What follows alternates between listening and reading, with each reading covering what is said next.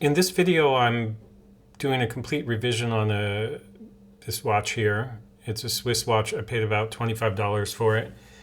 And what you see on your screen right now is the editing system that is behind the way that I make videos. And as a result of this system, I can make videos that show you everything I'm doing. And from this video, which is an hour and 45 minutes long, you should be able to completely rebuild an ETA 2472 movement without any experience. And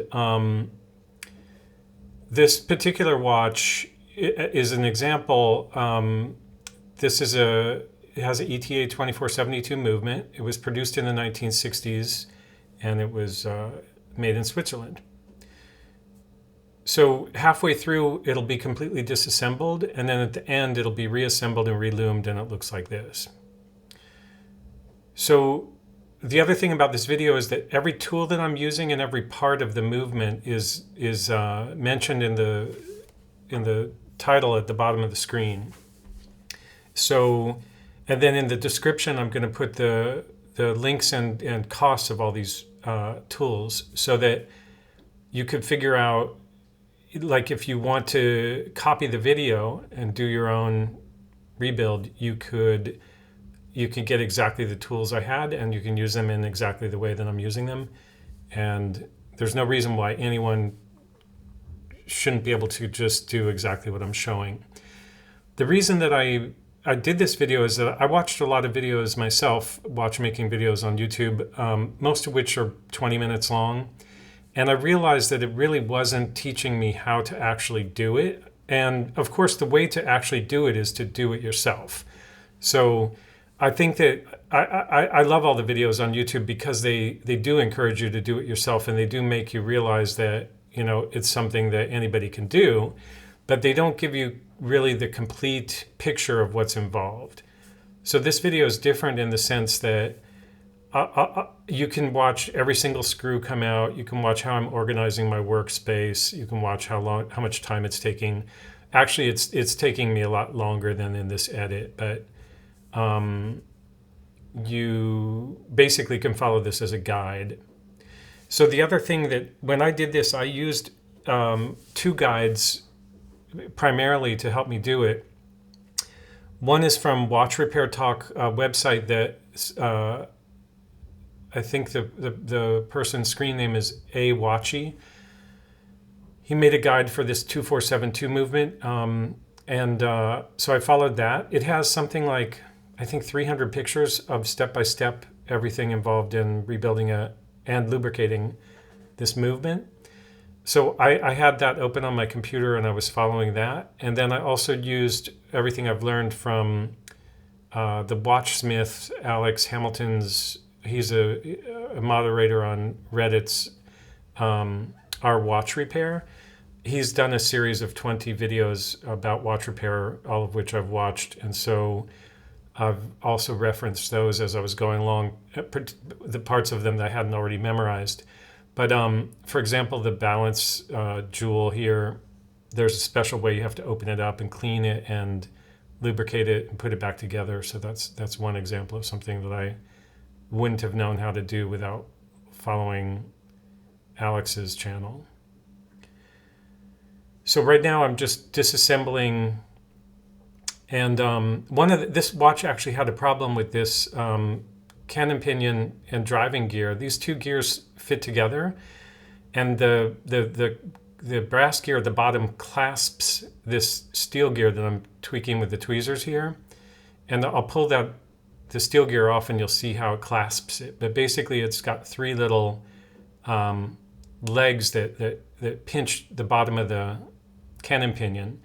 And so that's an important gear in the sense that when you're setting the watch, it slips. That's why it's not a single gear. It's not riveted on. Those three things slip. If they slip too much, then your watch will not keep time. And in this case, this watch was slipping too much. So when I put it back together, I had to tighten up those three legs on the driving gear. And actually, that was the main repair on this. There was also a problem with the balance assembly that I swapped out for another one. But the main purpose of this video is not actually to show those repairs, it's just to show the disassembly piece by piece.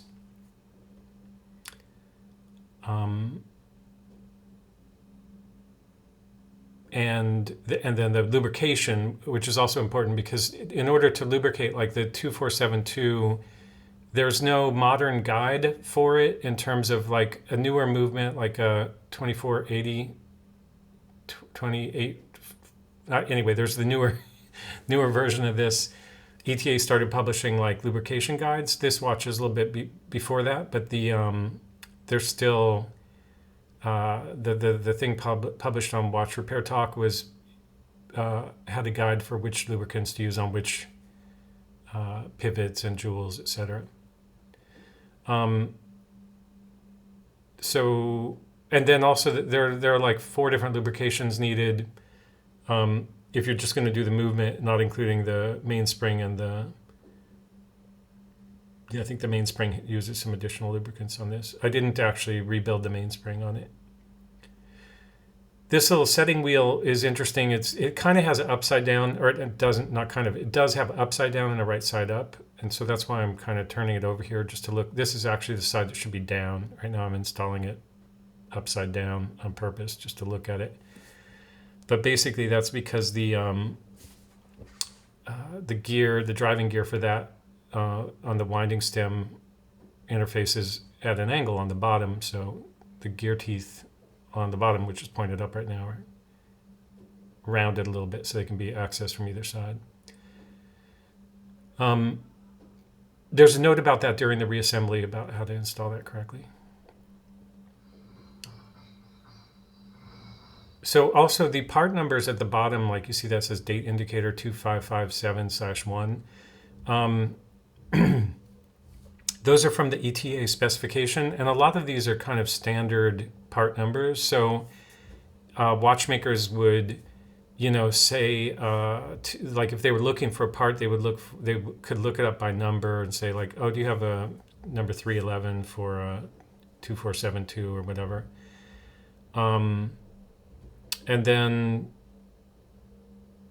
other than that, the interesting thing about parts in general is that with kind of families of movements, there's a lot of cross compatibility. So like the 2472 is of the family 2450. So like I had a 2452 that I used for parts for this balance assembly. You'll see later why I had to replace that, but basically this balance assembly kind of fell apart, or I think it's about to fall apart right now. I stuck it in the Timegrapher. This had low amplitude, so I stuck it in the Timegrapher, and then it kind of fell out, and the balance assembly fell apart. And I wasn't up to trying to reassemble it for this video, so I just swapped it out.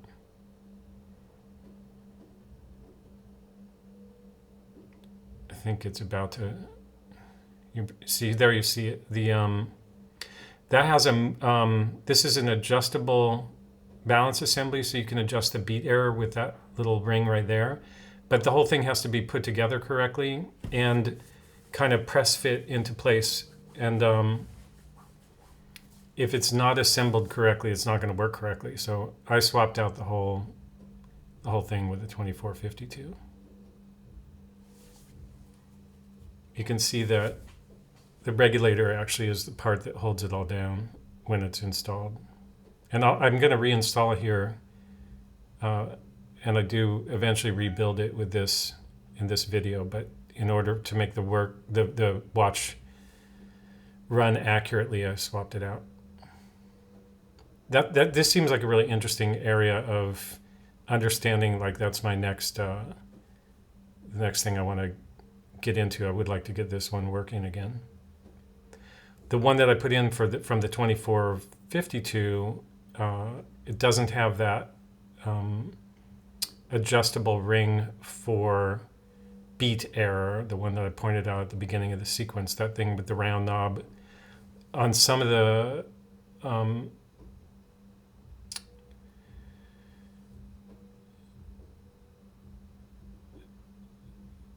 on some of the movements, that's a fixed piece. It's not adjustable. So you have to do the beat error by removing the whole thing and adjusting it on the, I think it's called the collet of the balance staff, the collet that grips the balance staff.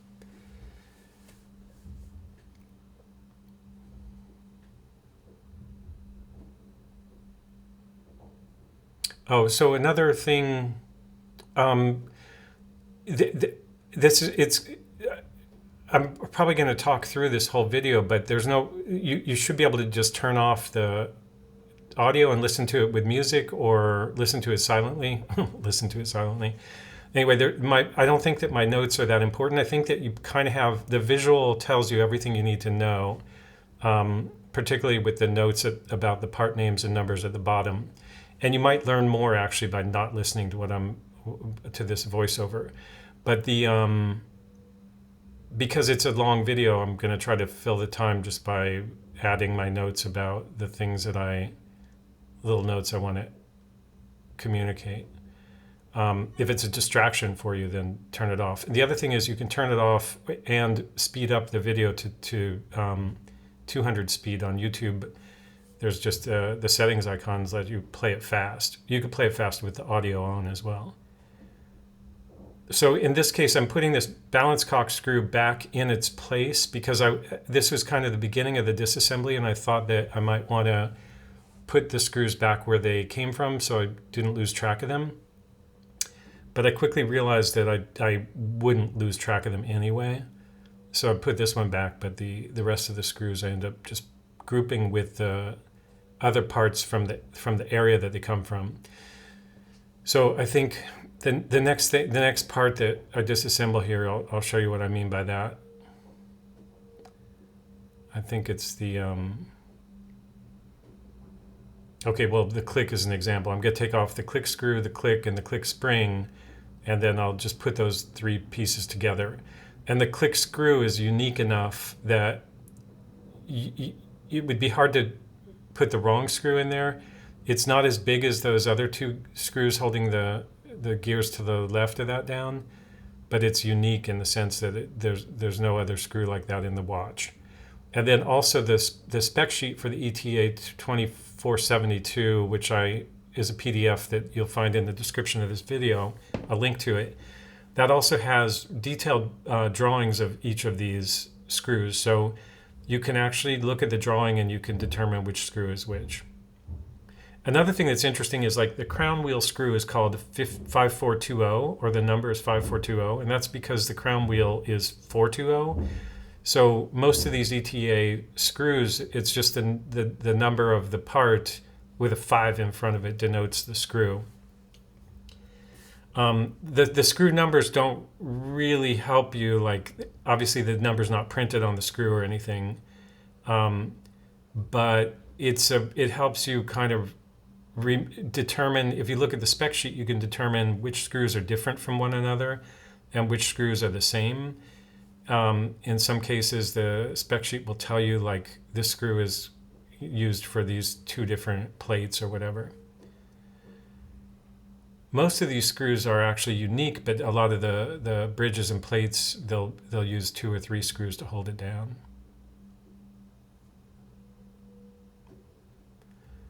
One of the things I was really looking forward to when I did this was lubrication. So that pallet fork is like, you'll see when I get to the rebuilding part, I lubricate each of the feet on the pallet gear using the pallet fork method. Like you put a little bit of glue on the pallet fork jewel and then advance the gear. Anyway, that stuff was really cool. It was really helpful to have a microscope to do that, although I think you could also do it with a loop.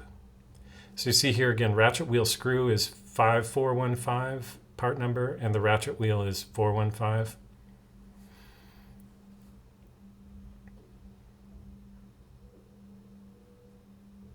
Ratchet wheel 415.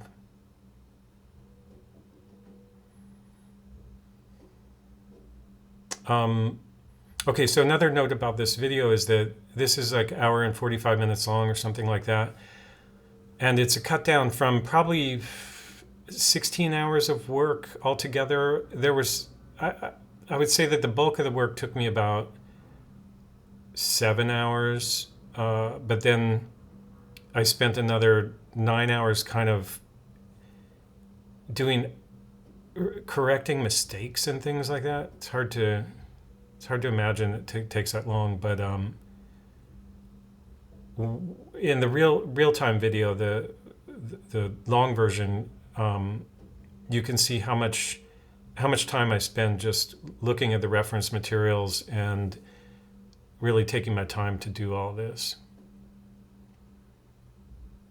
At the same time, if I cut out, I think it's interesting here that I'm leaving in enough detail so you can see, for example, how that lever slide spring works underneath the driving wheel and lever slide, how you actually remove it in terms of pushing things around, and then how to organize your desktop so that you can clean all these things and put them back where they belong and you don't lose track of it. Those are really the key things that I felt like most videos don't show you. And then also exactly what tools you're using, brass tweezers, the movement holder. Like you can start looking at this and realize and kind of understand, okay, you absolutely have to have these tools are equivalent to do this. You can't just get a screwdriver and start doing it. Or I suppose you could, a screwdriver and tweezers, you could do a lot, but, and a loop. But again, the point of putting all that information in the bottom is so that you can actually do this yourself if you want to.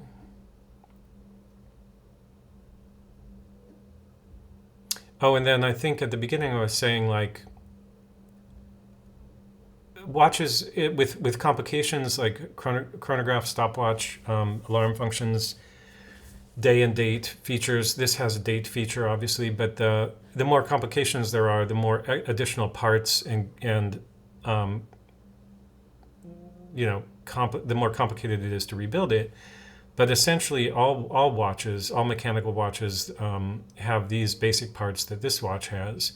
So if you do pick up, like the reason I was interested in the 2472 movement is because it's from the 60s, and most of the watches that I'm interested in are from the 60s.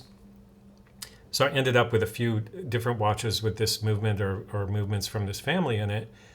And I didn't really start out thinking, oh, I'm gonna learn the 2472, but it was the movement that I found in multiple watches. So that's why I just started playing around, and that's why I ended up focusing on this movement. Anyway, the point is, I think it's a great movement to learn with, and what you learn from working with a movement like this applies to, almost every other watch movement made. It's not, these parts are not all that different from one watch to another. Again, they're not compatible, but the concepts between, like the train wheel, the train of gears, or the powertrain of the watches, all very similar. This one has a sweep seconds, of course, in the center, so that's what that first gear was. But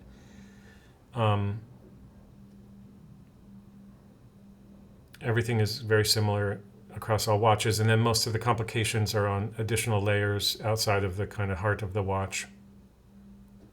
And the same ways of working in terms of finding the resources that show you how to do things, and then following guides and following spec sheets, and also taking pictures or making videos of what you're doing. All these techniques can be used so that once you have the basics down, you can work on any watch with some confidence.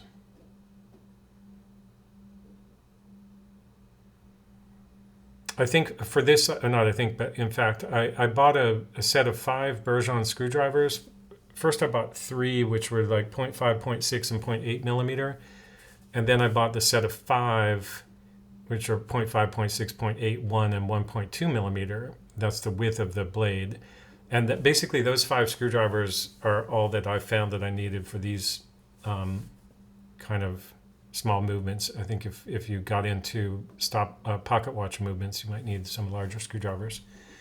But when the thing flashes about the screwdriver, there's a part number that flashes, and that's actually for the kit of 5 screws. If you it says Bergeon screwdriver. It says like 0.8 millimeters what I'm using, but then it's part of a kit of 5. And then the tweezer, I really only used this Dumont number 4 the whole time. At one point I switched to a steel version of it at the end. And that was because the casing clamps have these 2 little holes where you can grab them, and I was grabbing them kind of with some force, trying to get the casing clamps back in.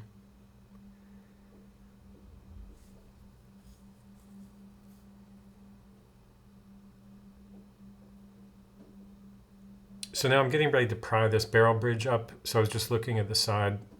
There's pry points, so you want to kind of pull it straight up. And then I'm putting that in a little place in my rubber mat, that has the screws for it in there already. And then when I cleaned it all by hand, not in a watch cleaning machine. So I just do it kind of bin by bin, take everything out, put everything back in. And by doing it that way, you can also clean the screws if you want, because of that means of organization. You're not going to mix things up. It takes a while to go through and clean each little bin, individually, but it's a way to not get confused about where things go.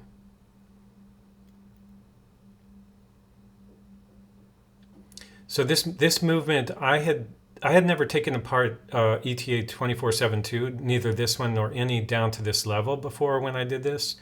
This was my first time, pulling out the clutch wheel.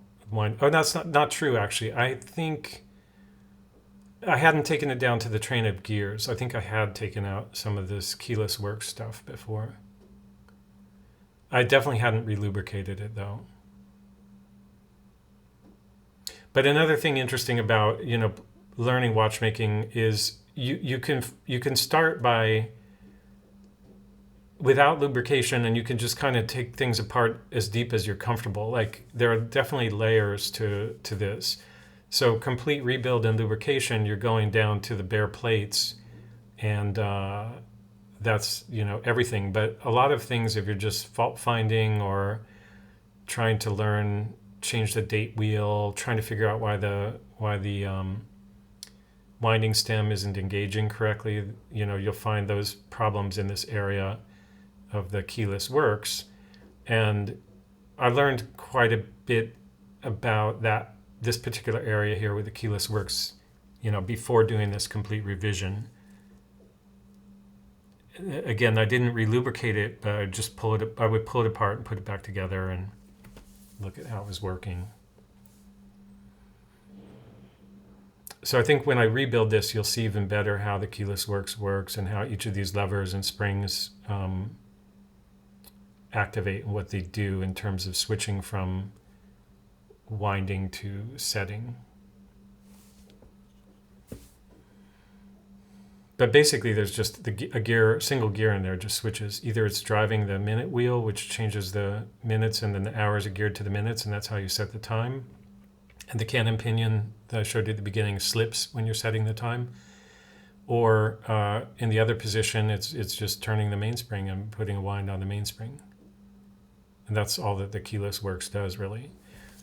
Setting the time also sets the date, and then this doesn't have a quick date set function, so basically you just set the date by moving the hour hands. This movement does have it has a kind of quick date set function in the sense that, like a lot of movements, you can keep rolling through midnight over and over again to change the date quickly. Like, you can roll back to 9 p.m. and then roll to 1 a.m. and then roll to 9 p.m. and roll to 1 a.m. And that's a way to advance the date instead of going the full 24-hour cycle. But that's not really built into the keyless works. It's built into the mechanism that drives the date wheel, which was that thing that we took off a few minutes ago. So these casing clamps, I think the reason normally you would take these off at the beginning, but I was going to leave them on, and then I realized that I don't want them on there while I'm trying to clean the plate.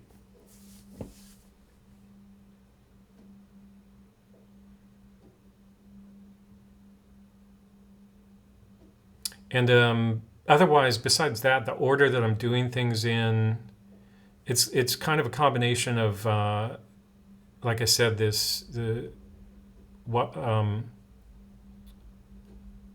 the website with the guide on it, which will also be in the description, link in the description. It was a combination of the order that he had recommended doing things in, but you don't necessarily have to do things in a particular order. There's some things that would obviously be wrong to try to do out of order, but then there are some things where it obviously doesn't really matter.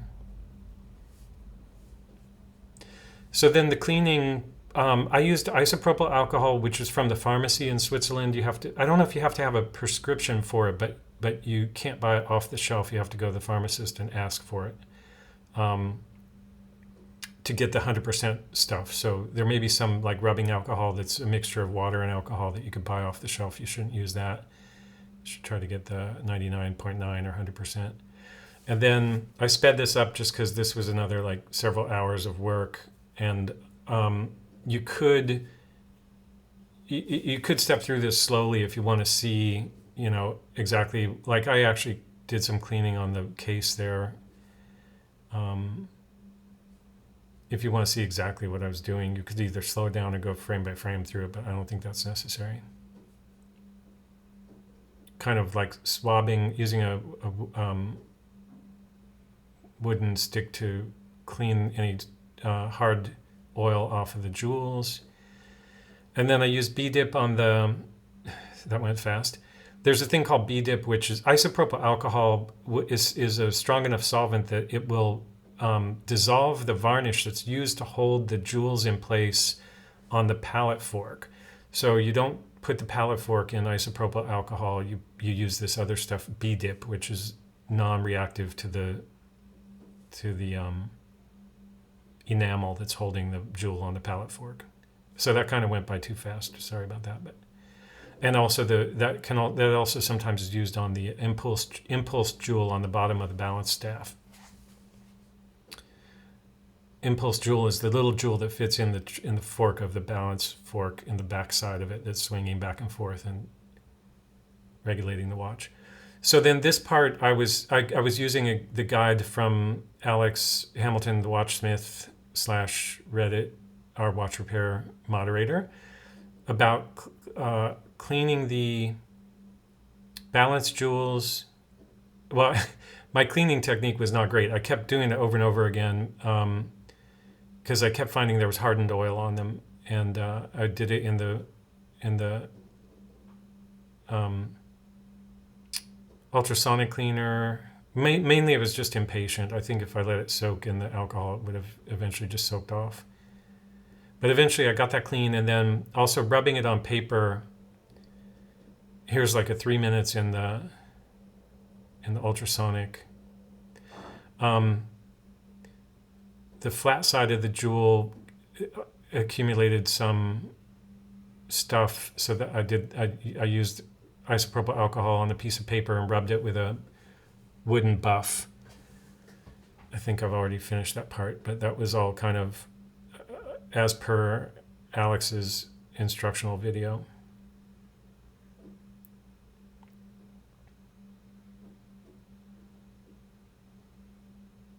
Now it's funny, this is sped up. It still seems like it took forever to clean those jewels.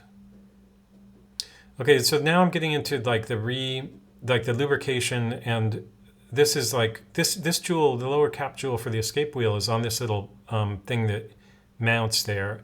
And it's very similar to the concept behind the balance jewels. There's a jewel and there's a reservoir for oil, and it uses 90-10, and then there's a screw that goes in there that holds that down. So there's 3 jewels in this movement that use this kind of cap jewel to sandwich in some 90-10. And the method of applying the 90-10 in the right amount is also from Alex's video. He has a specific video, I think it's number 9 or 10 in his series, that's just about lubricating the balance jewels, cap jewels. And also, this screwdriver was dull, so I sharpened it, and you can see there's some bits of grinded off screwdriver there, so I cleaned that up with some Rodico. Either you need to have I have some spare screwdrivers, so if I break the tip of a screwdriver, I can just switch. But also, you need to have some way of sharpening it as you go if you break it, because once you break it, you can't really keep working with it. So I'm using pithwood here to clean the pivots on this intermediate wheel, but that was more of an experiment because the pithwood is actually, you can use it to clean any pivot. It's just a very soft wood that I think there's synthetic versions of it too that are probably better, but the traditional way of doing it is this wood. It's almost like balsa wood. Anyway, it'll like it'll just provide enough friction to take off a microfiber or whatever if something is on a pivot. But I was just demonstrating that technique there. I didn't actually clean all the pivots with that. They had all soaked in isopropyl alcohol anyway.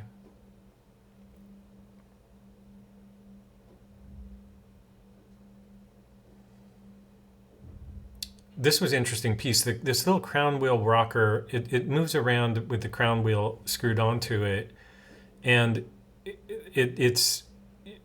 you lubricate it with HP 1300, which is a kind of thicker oil because it's not moving fast. And then that oil actually helps hold it in place. I don't know if that's true. Probably actually doesn't. But anyway, you have to flip that over and place it on the plate. And the crown wheel rocker kind of clung to it. I'll show you that in a minute. The setting lever screw has to go in on this movement before you replace that barrel bridge plate, because it's got a cap on it that it won't come up through. So that was why I placed that setting lever screw there. And then the barrel, so when I put the barrel bridge on, that crown wheel rocker was underneath upside down, but it didn't fall off, either because of the grease or just because of friction. I expected it to fall off, but it kind of hung there. You can see it in the middle of that rectangular hole.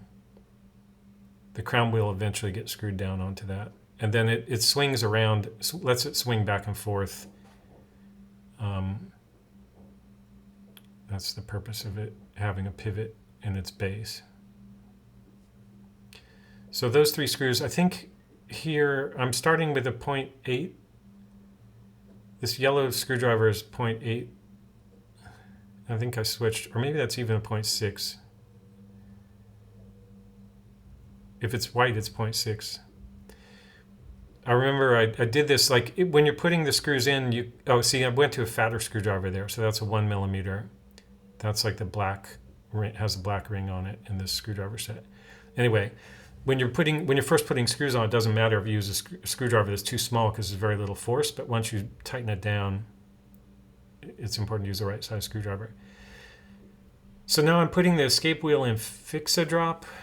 So that's epilame, I think, epilam, I'm not sure how it's pronounced. So that's a like surface treatment that keeps the oil, once you start oiling all the little tips of those gears, that gear, the epilam Fix-A-Drop, it's the same thing. That keeps the gear from, keeps the oil from traveling across the gear, and it makes it stay where it needs to stay. And you kind of see that actually in the microscope view when I oil it.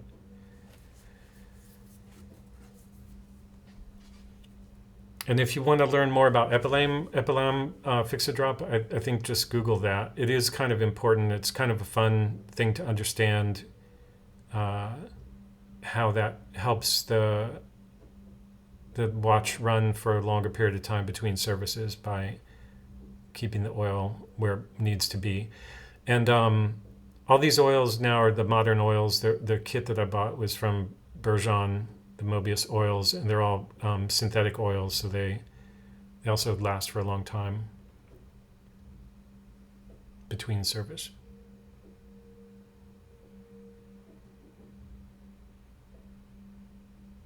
So the sweep's second wheel has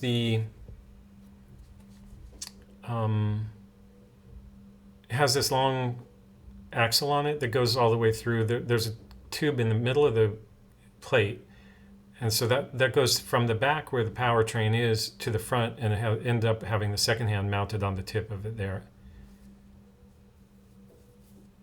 So that's why that needs to be oiled along the whole length of that, because it's going to slip down into that center pipe is what it's called.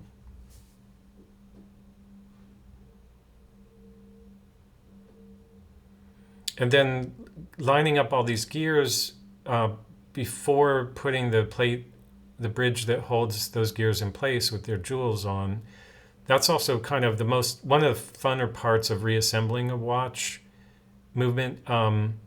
It took much longer than what I'm showing here. There's a lot of like kind of nudging the gears around, trying to get them to slip so that their pivots slip into the jewels, into the holes in the center of the jewels without forcing anything. So there's a lot of kind of tweaking around like I'm doing here, but literally I probably did this for a half hour to get it. And in the video, it's making it look like it's 30 seconds.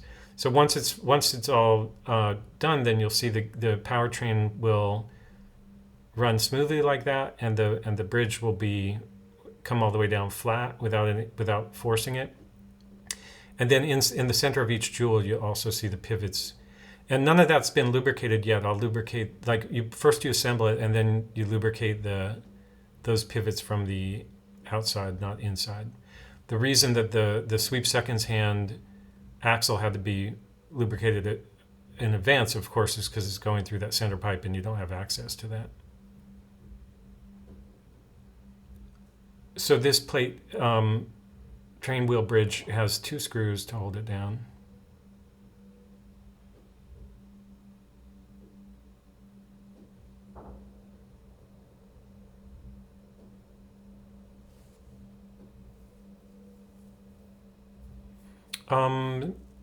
There's something else about this video, which is, like I mentioned, it's got this long, I have this long version of it, which is unedited, 8 cameras plus the screen recording. And by the way, in this version, I think we're only using 4 cameras, not all 8, because there are cameras that are wider shots of me reacting to this and talking through it and grabbing tools further away from myself and the desk I'm at. But those longer versions of the video, there's also an edited version of that long version, and I'm also going to release the individual recordings from each camera unedited. And that's because part of my reason for doing this whole thing with the camera system was to experiment with automatic editing and AI related things relating to multi-camera imaging. So the automatic editing, you can train, basically you could train software to look at the image sequences or the videos and to make determinations about what's happening and what the interest level is from each camera's point of view, and then automatically change points of view instead of having to edit it manually. So this video is edited manually, but the manually edited video can also be used to train AI to do it by itself. So part of what I'm doing with the channel, or part of my interest in all this, is that watchmaking is something that's really kind of tiny and precise and takes a confined area, but it's interesting. It'll produce these interesting data sets for research and development on automated editing. And then ultimately, it's also kind of interesting because another thing that I think is really conceptually interesting is if you start thinking about artificial general intelligence, like where the machine is, the computer is supposed to be approaching human intelligence. There's a whole vision aspect of how you get there, where the machine's understanding of vision has to be on a level that's equal to or higher than human understanding of vision. And that is a really complicated place to get to. Like with self-driving cars, it's actually it seems like they're doing amazing feats of magic by driving a car, but they're really just obstacle, detection and avoidance, and then setting speed and following a GPS map or whatever. But if you imagine a computer just watching a video like this, or even the original streams, or even more importantly, all of the original streams, watching the video and then trying to learn watchmaking and then trying to do watchmaking robotically, it's pretty hard to imagine a computer being able to do that. So I think like with artificial general intelligence and people's predictions that that's closer than we realize, it's closer than we realize in that way that like people who do engineering, there's kind of like a understanding that like the first 90% is easy and the last 10% is hard. Those numbers can vary, but basically what it means is you can get to a result that's 90% of what let's say your target is, much easier than you can fill in the gap of that last 10%. So a lot of the stuff with artificial general intelligence and even self-driving cars and vision in general, a lot of where it's at right now is still like down in that fast period where you go from 0 to 90 and it seems like you're going fast, but it's all going to get bogged down in the last 10%. And that when it gets bogged down, these people that are predicting like we're going to have artificial general intelligence in 10 years or whatever, I don't see that happening.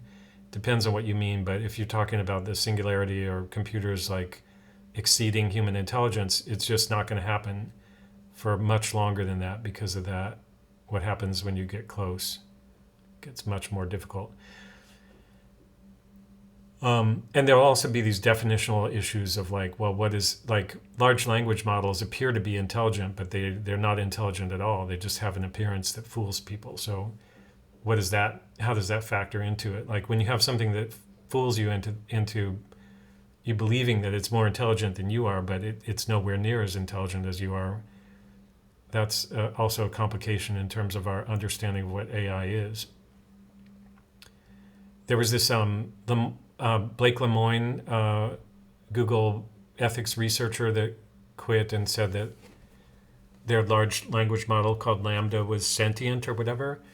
And that's like complete fiction. I think he knew it was fiction. I think he understood that there were implications to the fact that human beings could mistake it for being sentient. So I don't think he mistook it for being sentient, but I think he was trying to raise the alarm because if people think it's sentient, that's really as much of a risk or perhaps more of a risk than it actually being sentient.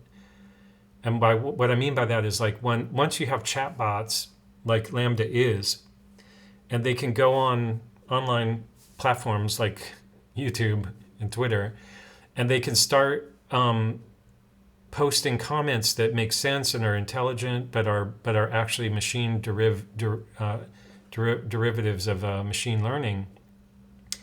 And that machine learning has been guided by principles of the companies, which may be profit principles or the company's own ethics or lack of ethics. That's what I think Blake Lemoine was concerned about, and that's why he claimed it was sentient, even though he knew it was not sentient. It's because his concern was that that the engineering and the mentality of Silicon Valley is like, basically, it seemed like one of the things he was worried about is that they're anti-religious. So he was like, these large language models are being trained to be in their kind of trying to make them not biased. They're also trying to make them biased against religion.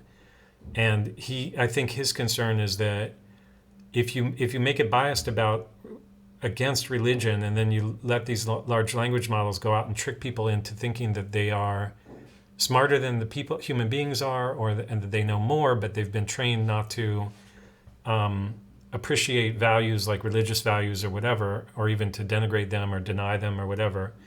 I think that was his big concern, which I think is legit. I'm also not religious in a traditional sense of like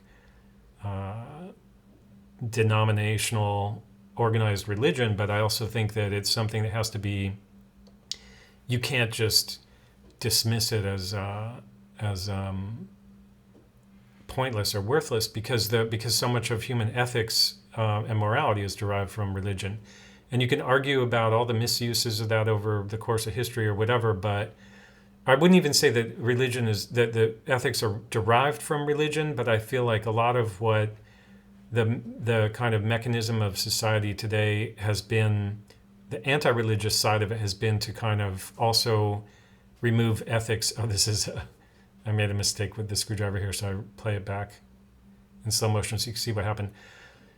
I don't know if I was reacting and trying to pull the screwdriver up, but it's funny because I made it worse by either the screwdriver bouncing or my quick reaction to be like, oh, I didn't do that. And look at my hand gesture. I'm like, it's like the guy who misses the pass in football, like, oh, it's not me. Anyway, that movement holder is like as small as it should be for this movement. There's a larger movement holder that would give it a wider base that I didn't have at the time. I have it now. But the small movement holder makes it easy to accidentally flip it like that, particularly on a rubbery surface. Okay, so anyway, back to the AI thing. Yeah, I think that when you start teaching people like God is dead and religion doesn't matter, all that matters are kind of, particularly in U.S. style capitalism, all that matters is kind of financial success. And then you also start having companies that do things that are absolutely unethical, but they're kind of guided by the profit principle and law. So they're like, well, it's not illegal because we wrote the laws that say this is not illegal. So we're going to do these unethical things that are harmful to humanity, even though we should know better, but we don't have like oops, there's another situation where I broke actually the chrome on the top of the screwdriver. So that's like bad screwdriver technique. There's a little bit of dirt on the tip of that screwdriver too, but basically I wanted to check that the lubrication and the gear were working fine, and then I'm going to clean off the tip of the screw and the screwdriver to make sure that there isn't a little steel particle floating around in the movement after I reassemble it. Anyway, Blake Lemoine, sentient lambda, all that stuff. I think it's super interesting. And it doesn't really have to do with the watchmaking, except for in the sense that, like, when the alarm bells start going off and people start saying that we're very close to artificial general intelligence, I like looking at this kind of work and doing as a thought experiment, saying like, can you really, at what point will you be able to show a video sequence like this to a computer and then have the computer repair your watch for you? To have it have the dexterity, the understanding, the visual acuity, and the dexterity to do this work, I'll tell you, it's a long, long, long way off. And a lot of watches. I'm super interested in manufacturing processes, and the Japanese have been doing amazing manufacturing processes with robotics for a long time, and the Chinese as well, and I suppose everybody. But that's a whole different ballgame when you're just doing a repeat thing. When a robot's function is to place a gear and then the plate moves down the assembly line, that's a whole different thing than what's happening in watchmaking, which is troubleshooting, understanding, super precise dexterity of like the stuff I'm doing right now.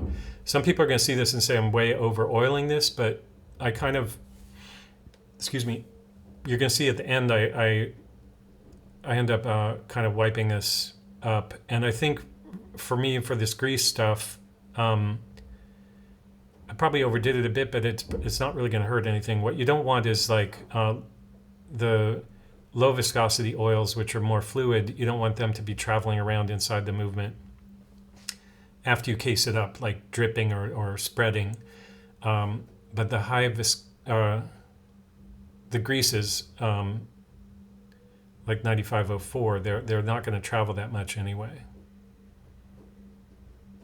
And I've seen there's arguments about don't oil or grease the gear teeth, and I think that I read a bunch of different opinions, particularly about this these gears in the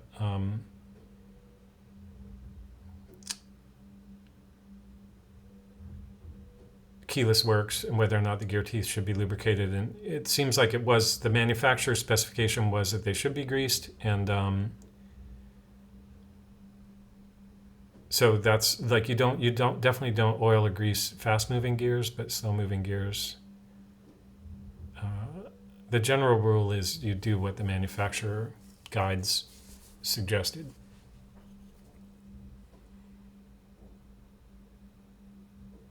And one thing I thought was curious here is it's also mixing different oils and greases in close proximity to each other. But I just did what the guide suggested, and it's kind of fun. I mean, it's like maybe eventually I'll change my ways, but this was I had just spent $140 or whatever on oil, so I'm going to use some oil. And the watch is working great now, and it's smooth. The only problem is, so this is where these teeth are the teeth that interface with the bottom of that gear I mentioned at the bottom, which is like the, I don't remember the name of it offhand, but the clutch wheel, it interfaces sideways with the gear that sits on that pivot that's poking up at the bottom of the screen there. And that's why the specially formed teeth go on the bottom side of that, not that top side of the gear that's not there, but that fits in that space in the middle of the screen.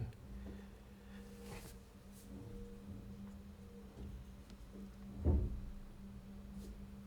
not sure why I felt I needed to show so much time of this. I think it's because I wanted to show I was doing the full 360. I think I'd do the same thing on the escape gear also. Same with the winding stem. Like, also this looks like a lot of oil, but this thing is pretty tiny. Like when I zoom out or cut to a wider shot, you'll see it's not, once the oil spreads out, and it's just a very thin layer on the surface. Right now I'm just moving that around to the, like using that oil and then moving it to the other sides of the stem.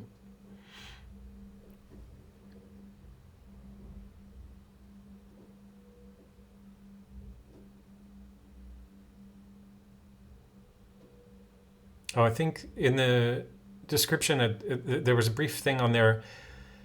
There's the surface I was on there, that pink surface, it was just the top of a jar, like a mason jar, but it's ceramic, and it's just something I had to give me a hard surface instead of a hard, easy to clean surface instead of the rubber mat. So I used that for a few times in this video. For example, Rodico, which I was using to hold the crown while I did the stem, doesn't stick very well to the rubber mat, so that's why the pink surface appears from time to time in this video. So now I'm just showing how the winding stem is interacting with that, those gears.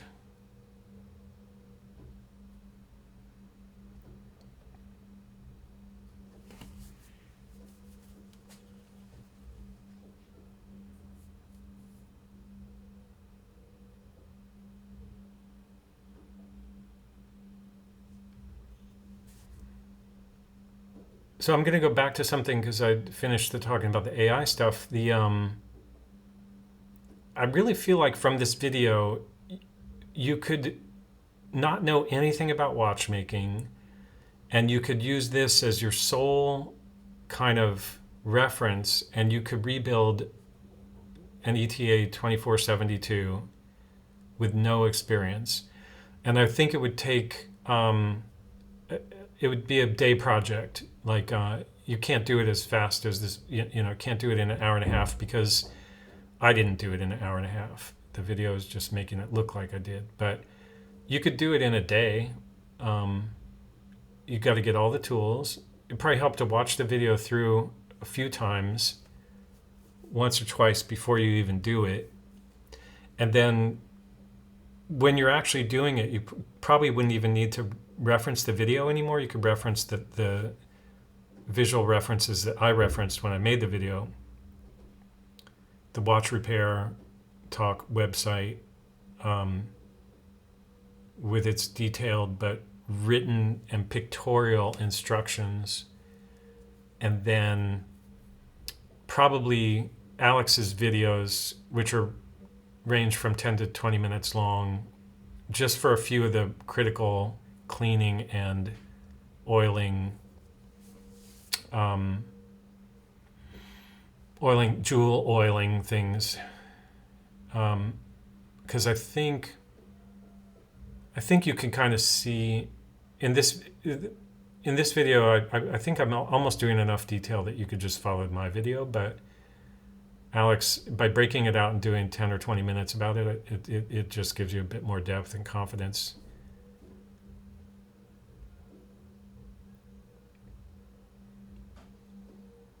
So now this keyless works area I'm gonna reassemble that,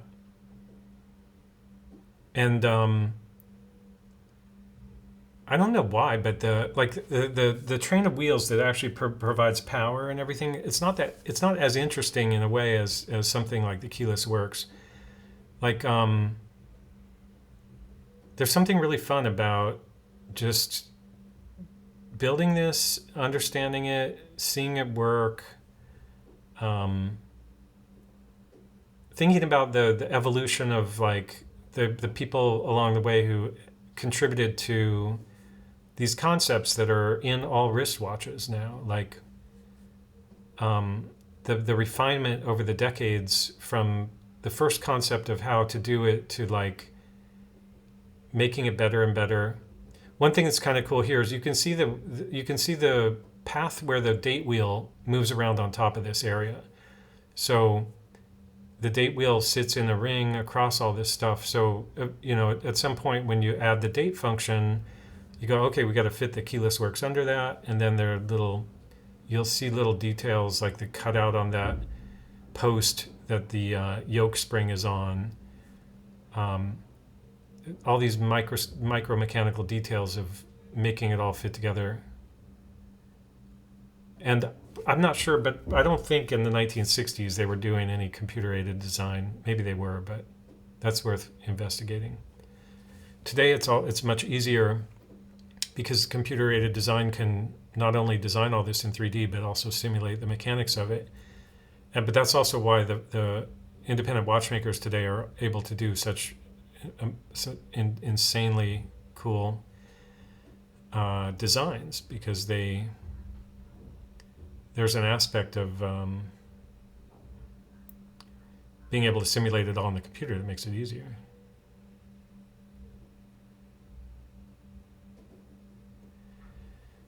So the setting lever spring is like, this plate is actually a spring because it has some flex to it. And then this all has to get sandwiched together in a way that everything's in the right place.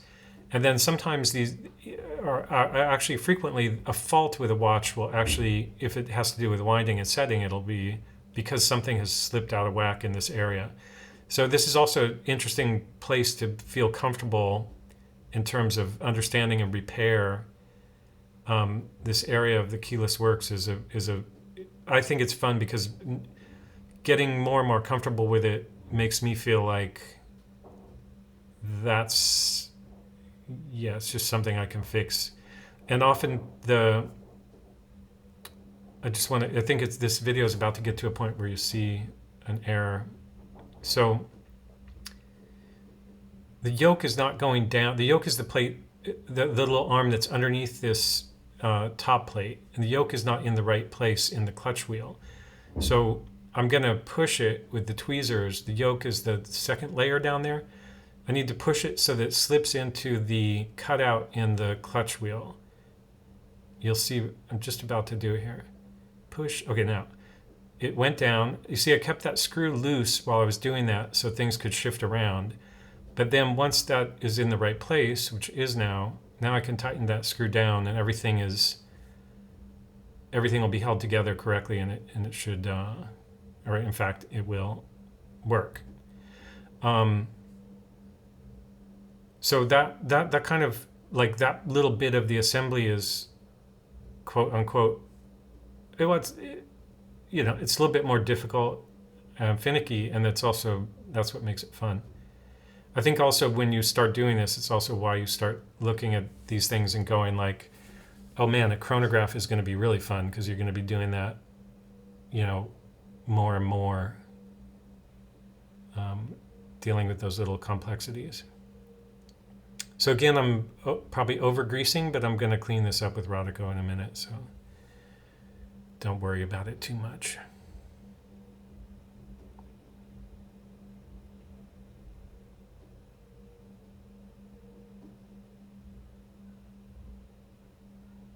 One thing that can happen is the screw that you use to remove the stem that's poking up into that little crown lever, I think it's called, with that little thing moving back and forth. It looks like a cartoon character from I Spy or something. Anyway, that thing,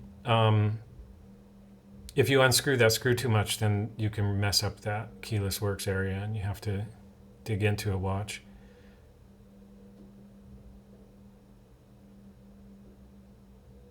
So now this is the spring that holds the date changing complication in place. I'm just trying to get the spring seated correctly, and I'm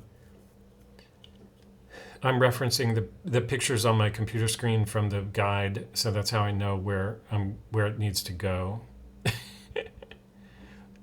And it'll be kind of obvious once I get it there. Yeah, so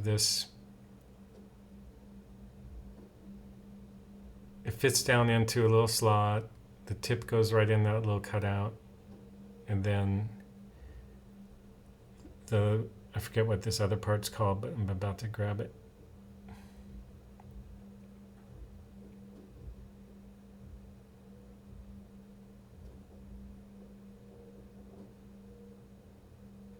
So you want that lever slide spring 2638 to be perfectly placed before dropping the part on top of it and kind of clicked in there. So it all works. See how it's like jammed in there? That was a quick edit, but yeah, it's jammed in there. It's against edges everywhere, so it's got nowhere to go, and it's in the right position. So then you can put this driving wheel and lever slide on top of it, and it's ready there to provide the power to that little arm.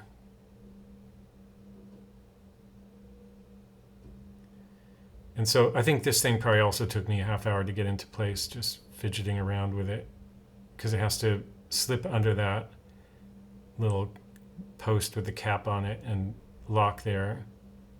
And then you pull that spring back.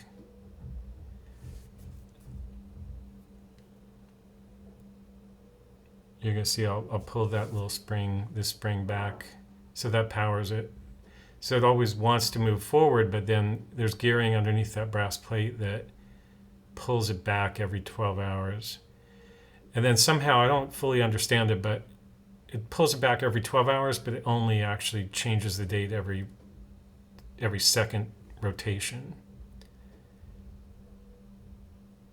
That part I didn't disassemble. I'm not sure if it's riveted together. I think it is riveted together, but anyway, I didn't disassemble it. I did soak it in IPA, as I recall. And now I'm going to relubricate these parts according to the lubrication guide in the watch repair document.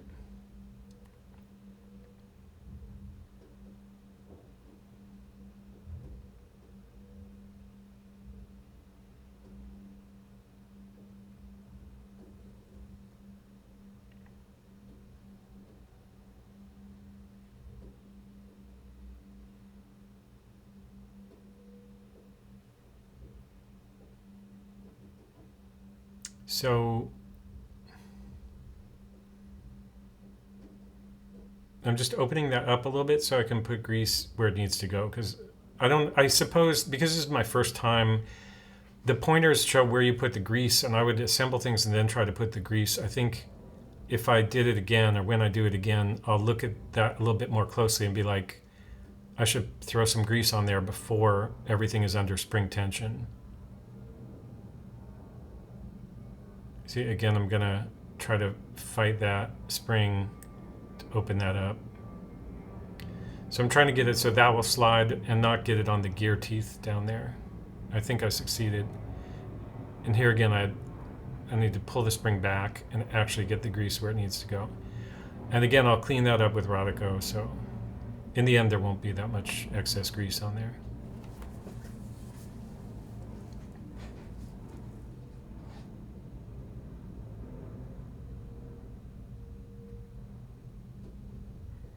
And none of what I'm doing is random. I'm not just like deciding for myself where to put grease.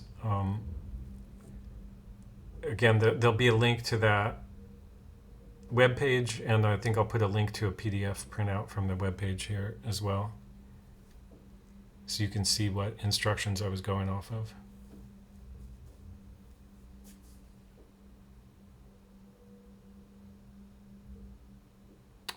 One of the things about those little oil pots is that you basically just open it briefly and close it again so that you don't get fibers and things falling in and mixing with your oil.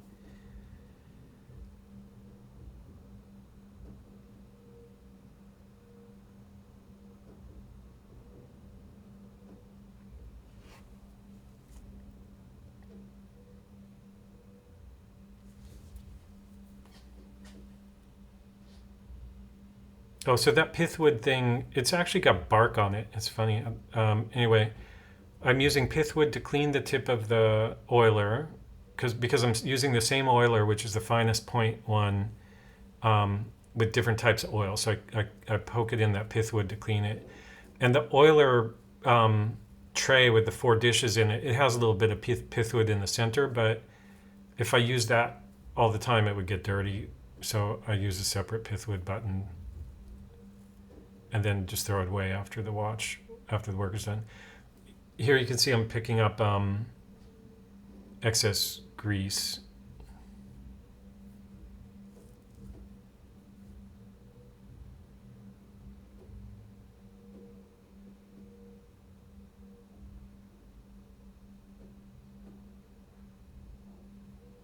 So I think that's all okay, the amounts of grease I used.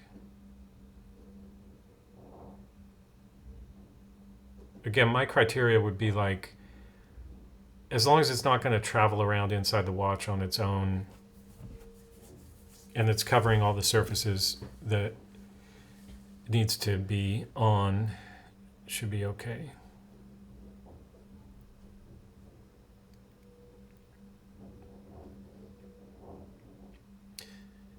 Now this wheel, before you put the date wheel on, there's the brass circle at the top there. It has these 2 little cutouts, and those are for the teeth in the date wheel. So you have to rotate it to that position before the date wheel goes on.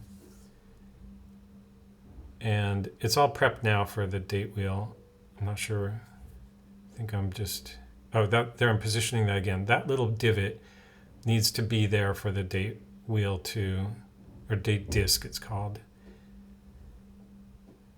Wheel generally refers to a gear. I've seen this called date disc. Actually, on the ETA guide, it's called date indicator.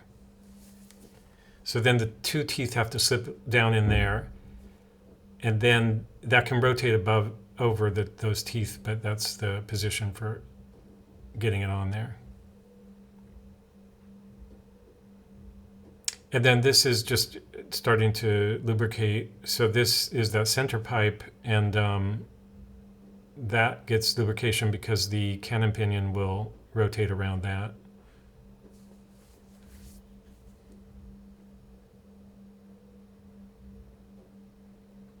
And this is the driving wheel with the cannon pinion attached. And again, I modified that to be tighter as one of the fixes, but it still needs to be lubricated. So those 3 feet that on the brass driving wheel that contact the bottom of the cannon pinion, they need to be applying pressure, but you also have to have grease so that they can slide. And again, that's so that when you're setting the watch, you're forcing the minute wheel to turn against the movement, so it has to be able to turn. But when the powertrain is driving the clock, you want it to stick because you don't want it to lose time.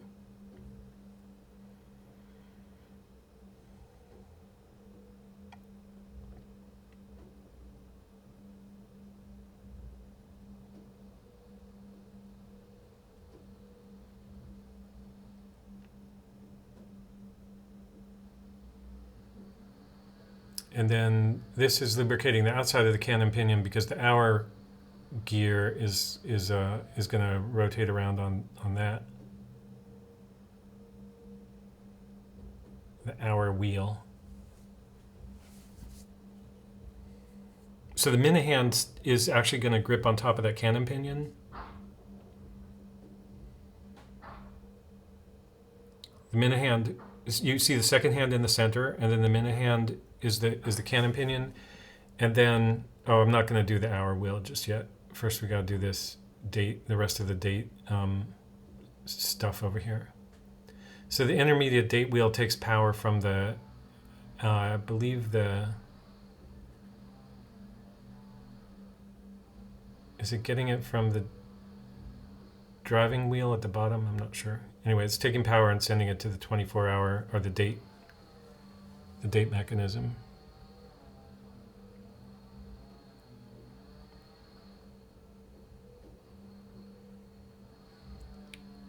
So the date jumper is the thing that makes it's spring-loaded, and it makes it click from one date to the other without the slow rollover. So the ETA 2472, one of its innovations over the 2452 was that the date snaps quickly. And 2452, which was just one generation before, the date kind of snapped quickly, but it goes slowly and then it snaps. So it takes a couple of hours of being in a mid position, and then it snaps at midnight on a 2452 if it's adjusted properly. 2472, the innovation was it just snaps at midnight. And for me as a watch lover, that innovation is a big difference. I don't want to look at my watch at 10:30 and have it be in between two dates. I think I had watches that were like that, and it really annoyed me because I think there's actually a point where it's hard to tell what date you're looking at. It's important that it snaps all of a sudden, and also elegant. So that's 2472 was the first ETA standard movement that does it quickly, and the date jumper is partly responsible for that, as is the whole mechanism associated with pulling it. So that date jumper spring is also a finicky little thing. I've done, even though I hadn't done the full rebuild and lubrication of 2472, I've done so much work with it before that this area I'm also comfortable with in terms of understanding the risks of that spring, because it's loaded there. If you bump it, it can shoot probably 2 or 3 feet across your desk or room or whatever. It's more likely to only go about 18 inches, but it can go.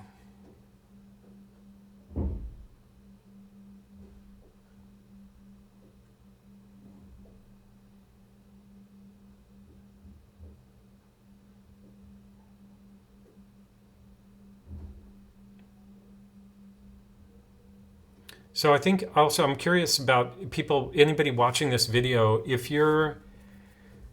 I'm curious about the kinds of, there's 2 different types of consumers of, there's probably many different types of consumers of watchmaking videos, but I see it in the comments, a lot of people have no intention of actually doing it themselves. They're just interested in watching it, and then there are people that are actively learning it, and then there are people who are actually pretty good at it, and they just enjoy watching other people because there's so many different watches and movements out there.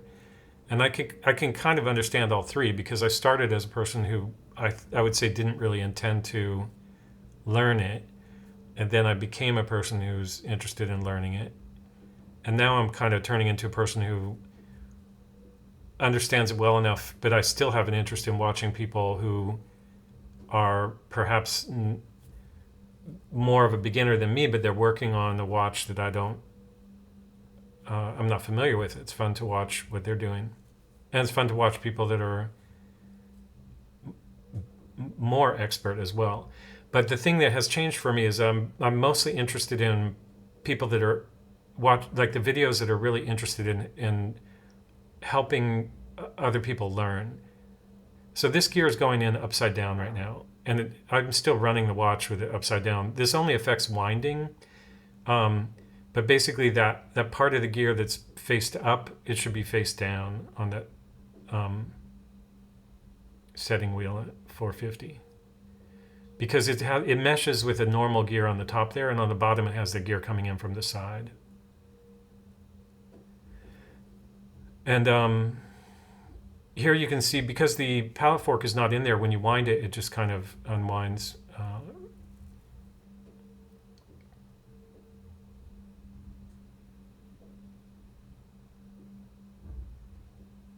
So then that whole area gets its plate. So both of these plates also, they hold the date disc down. You can see it sliding over the teeth of that date disc. And so it's important when you place that plate that you don't accidentally, it's easy for that date disc to be sitting up a little bit, and then you can slide that plate under it, which I've done many times, and tighten both screws, and I realized that the date disc is not properly held underneath it. Also, those screws are tiny. They are tiny. Like I did one of the first things I did was I worked on a ladies watch, IWC Cal 44, which is I think a 17 millimeter diameter watch movement. And these screws are as tiny as any screw in that movement.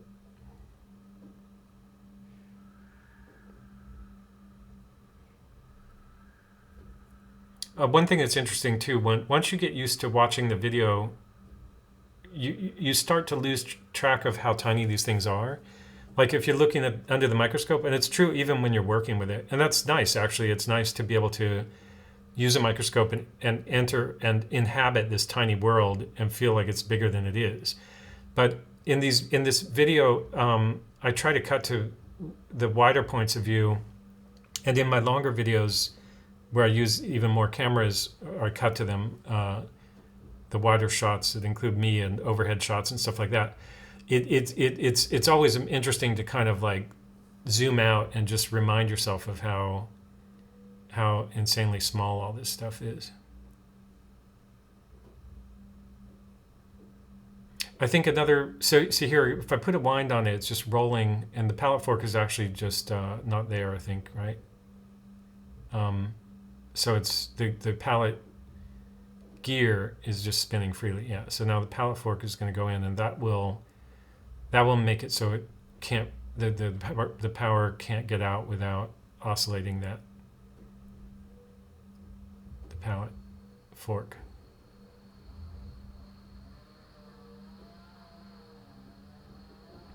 So also this part I'm about to get into with lubricating. First I have to put the pallet cock on, which holds the pallet fork in place. But the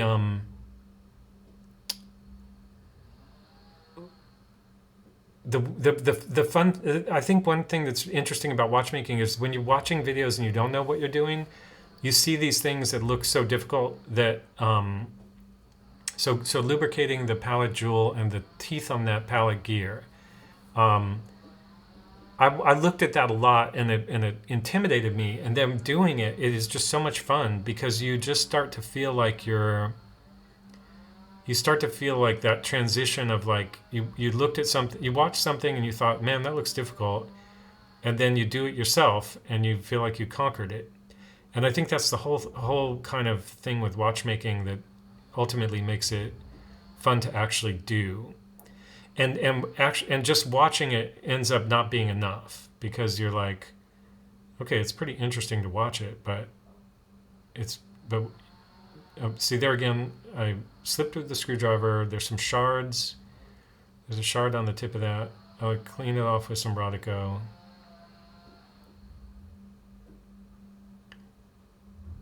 Pick up that other piece. That screw, I think that's the 1mm, and it's a little bit magnetic. But that also needs to be, that screwdriver needs to be repaired now. I think it looked like there was a little piece out of the corner of that. Okay, so now I can put a little wind on it, and the fork stops it from advancing.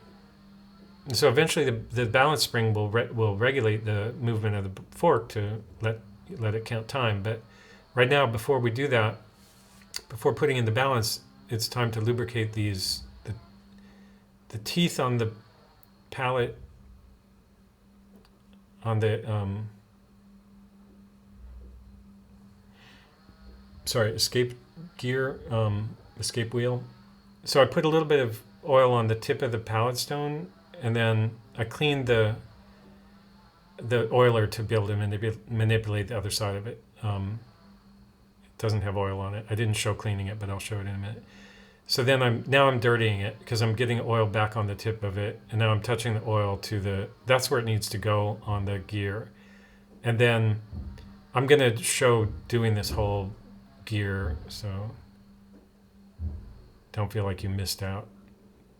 So I'm trying to put a little bit on the tip of the pallet stone. There's a little bit extra on top, but you'll see eventually I cleaned that with the pith wood so I can manipulate the back of the pallet fork without getting oil on it. And now I'm going to just roll it forward, and that will just put a little bit of oil on the tip of each of those gear teeth. And that's the point. And there's a little bit of too much oil on top of that pallet stone, but you'll see after I do 10 teeth or something, I'm gonna manipulate that oil back down onto the front of the pallet stone. So here I take my clean oiler, push that around to the tip. That's both because I don't want that excess oil on top of that pallet stone, but also I want it to be on the tips of those gear teeth. And then pretty soon you'll see the teeth will start to come around. They already have oil on them. So now it's just kind of a second pass. I'm not sure if we're there yet, but that one I think already had, that might have been the first one.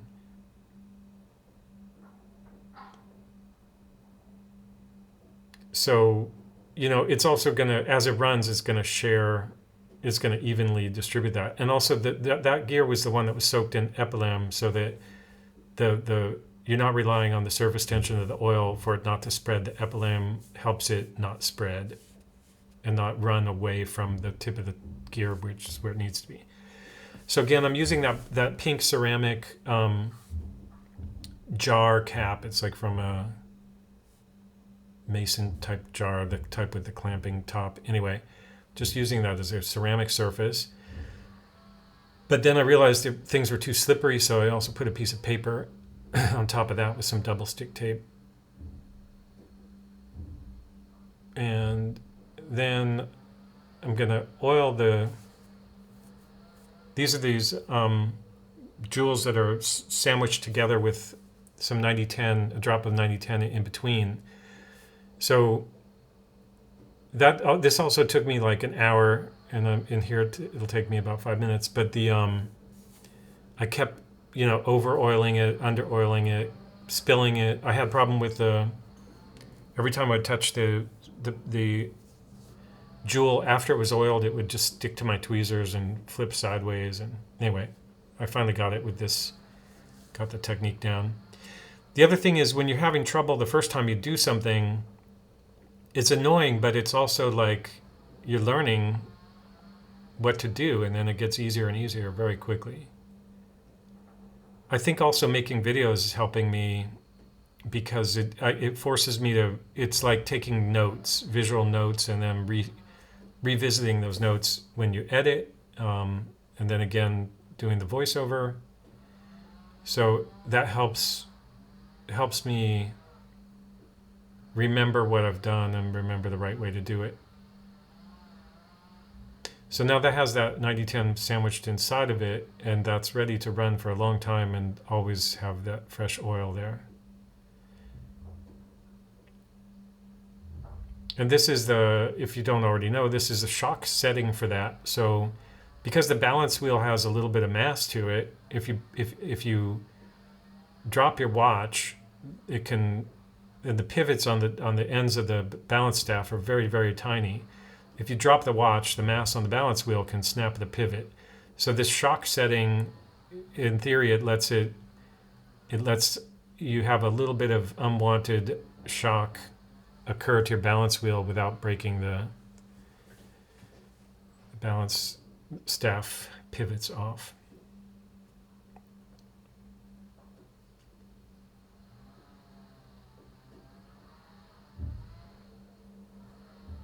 Now, when you do this, the fork has to be in the position where it catches the impulse jewel correctly. And again, this is something, it did catch it correctly. You'll see that in a minute. It's not spinning right now because there's no jewel in the top of that. But this is another thing where it probably took me a half hour, and I've edited it down to 30 seconds. But so I'm also oiling that jewel. Added a little bit of oil just to get enough there. It's supposed to cover 50% of the surface of the flat surface of the jewel there. Sandwich that back together. I felt like I needed to push down on this to make sure they press together. I think I pushed harder than necessary. I don't think I did any damage, but I don't think you really need to use any force there. And then, okay, I'm gonna screw that back on. You'll see here when the cap jewel goes in, it starts running.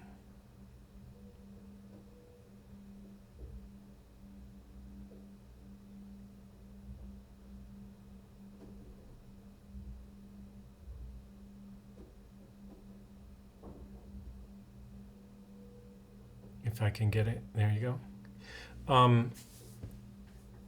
So that's the moment the watchmaker waits for. Everything's running, but we kind of knew that because of all the steps prior to that. Everything else was running smoothly. The only problem is that whole balance assembly it's difficult to regulate. It's not pressed together correctly, those pieces. So that's why I ended up swapping that out, which I'm not going to show you, but that's how I end up getting it perfectly regulated at the end of this video.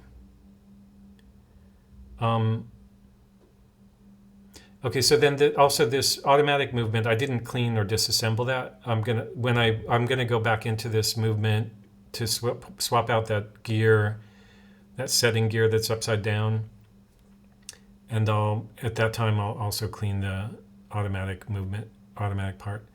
The when you seat this, the gears have to mesh. So it's important that you don't just start screwing screws in there until you get it all seated flat, meaning that the gears have meshed.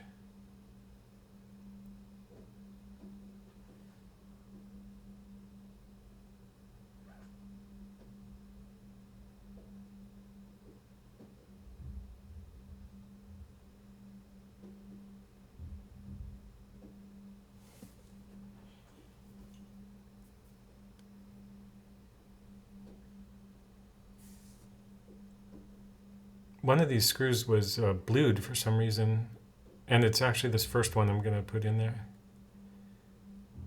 I'm not sure if that was just... I think this might have been someone else's practice movement. It looks kind of beat up.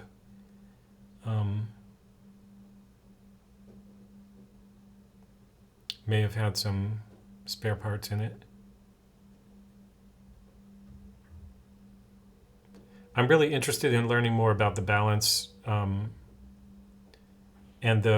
there's two different types of balance assemblies. One has that little circular piece that was sticking out there. One is more complicated, like this one, and it allows you to adjust the beat error just by rotating a wheel. And then there's a simpler one with a fixed, I forget the exact terminology, but the one that has a fixed end point for the mainspring or the hairspring. To adjust the beat error, you have to take it completely out and rotate the position of the collet. But on this one, there's an adjustment for that. The problem is the whole assembly is not put together correctly, and that's why I had a hard time regulating and getting this particular balance assembly to work. But I like the idea of going back also and making that work correctly.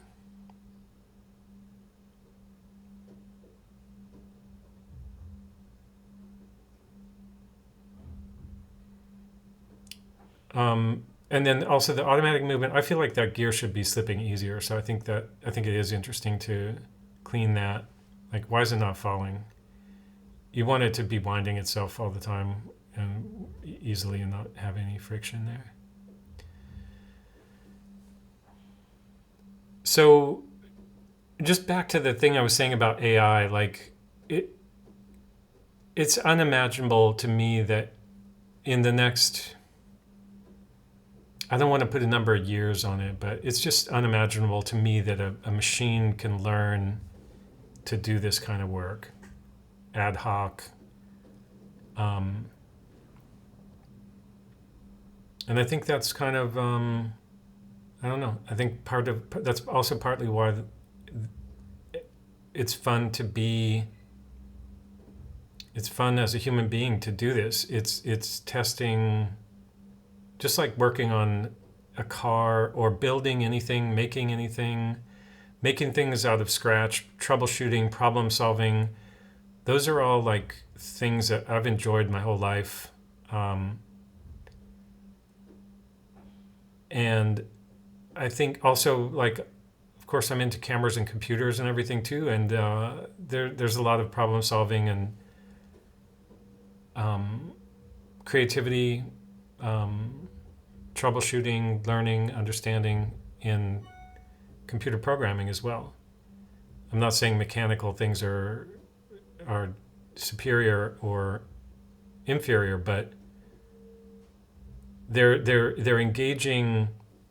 The whole process of watchmaking is engaging something about the pleasure of being human on a level that's different than the purely logical, language-based. I mean, another example of that is like computers programming themselves, which is the thing now. Like, you can take large language models that like do predictive, like what would the person say, which is basically the way these chatbots work. Like, what's the probability of the next word being this or that? Like, they're assembling meaningful speech out of logic. Sorry, I know this is a departure from the watchmaking thing, but basically, there's computer programming now and this was obvious to me from when I first started learning computer programming when I was 12 years old on a TRS-80 at Radio Shack. It's like eventually the computer is going to be better at programming itself than people are. And that's also what's happening now. But that world is advancing quickly, but that world is kind of stuck in the logical world. And the logical world is meaningful. It's impactful. It could cause all kinds of disruptions to humanity if AI gets out of control. And also AI can be empowered through agency over other mechanical systems. So like AI could be controlling driverless cars and could tell the cars to do things. But my whole point about watchmaking is that it's going to be a long time before a robot comes over and works on your watch for you, or your home robot does any of this kind of work. And by a long time, I mean a long time. There's the Elon Musk's robots that he showed, the Tesla bot. Like, that's the 90-10 problem right there. Like, you've got this robot that looks like humanoid in form that can barely walk, and what's it going to do? How long is it going to be before you close that last gap of that last 10%? And then when you get down into hands and dexterity and all that, how long is that going to be? The Boston Dynamics Atlas robot is pretty impressive, its ability to balance and do things, but do things meaning hop around. How long will it be before Atlas can do watch repair? Oh, but back to agency, like, just what if you give robots like the intelligence of language models and kind of sophisticated logical abilities, but they don't have dexterity? What are they going to be inclined to do with that power of agency? Like, I think that we will get to a point where robots, or not robots, but we're going to get to a point where artificial intelligence is physically hampered. Like, it'll be able to reason fairly well and perhaps have autonomy and perhaps have something similar to sentience, if not sentience, but it's not going to have dexterity. And so when it doesn't have dexterity, it's going to be like a frustrated, it's going to be frustrated. And on the one hand, it'll need humans to help it with dexterity problems that require dexterity. So maybe that's a reason why AI won't exterminate us. Or maybe it will, because maybe it won't give a shit about any of this stuff. But certainly one of the pleasures of working with your hands, working with tools, problem solving, troubleshooting on such a small scale, is it engages these facilities that we have that we don't engage all the time in the modern world. We're spending too much time looking at devices like apes and pounding on keyboards and swiping screens, and not enough time kind of really challenging our limits in terms of brain-body relationship, ability to troubleshoot, use tools, learn, all these things that are the joys of not only watchmaking, but any kind of physical craft endeavor.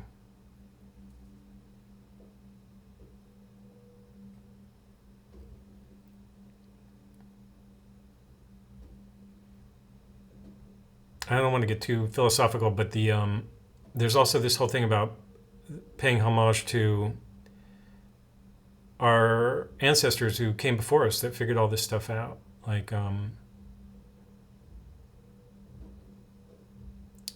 somehow we went from knowing nothing, having no technology, to having these mechanical technologies that people figured out and built and made and manufactured and mass-produced eventually, all through mechanical ingenuity and very little of computational tools and techniques that exist today. I was having a hard time getting that dial to snap down, so that when you're putting a dial on, you don't want to tighten that screw with the dial out of position, because nothing will work right. It won't fit in the case correctly. The hands won't turn correctly on top of the dial. They'll go from high to low, blah, blah, blah.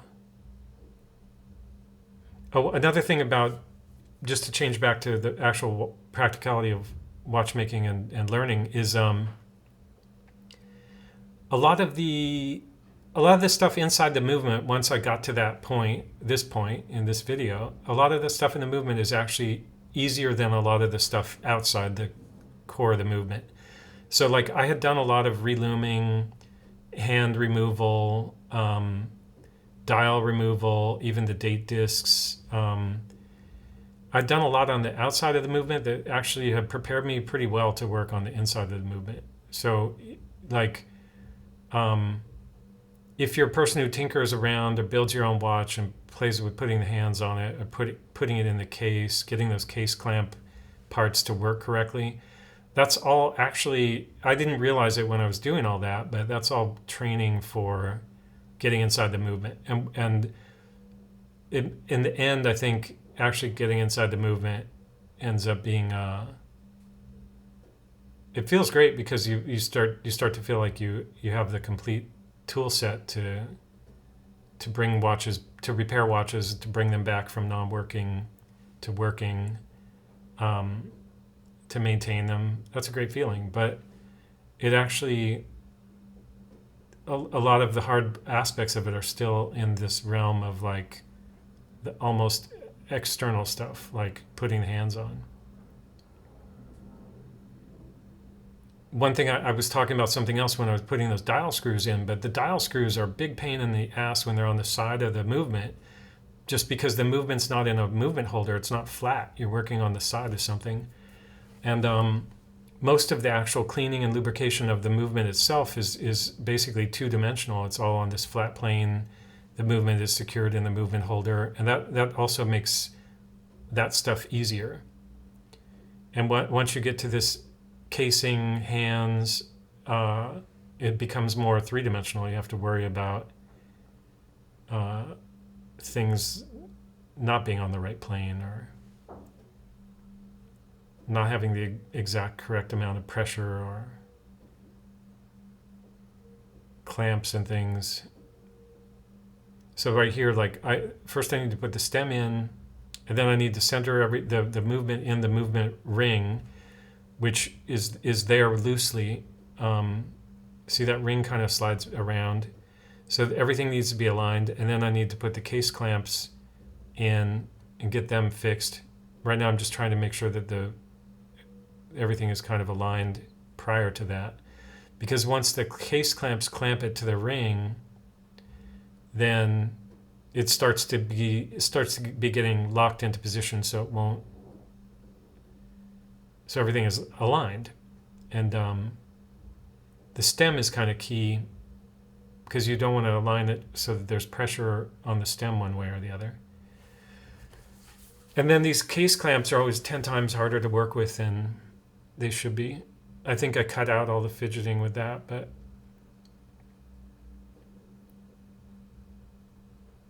again, like dropping a gear into a pivot in a jewel, it's not that complicated, but these